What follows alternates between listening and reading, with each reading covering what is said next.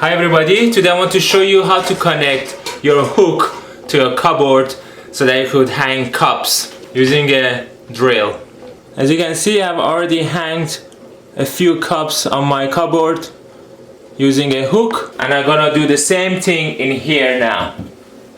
Make your drill so that it will be clockwise. Connect the drill bit. Drill bit shaft needs to be a bit smaller than the diameter of your hook. Setting of my drill is as follow. It's on gear 1, it's on the middle, and it's on the 4th.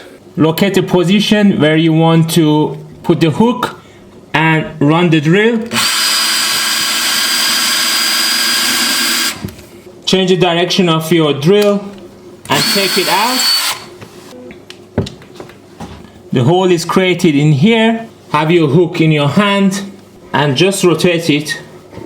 You can do it with your hand, or you can put a screwdriver like this and turn it. Nice and easily you can just hang your cup. Now we got another cup hanging there.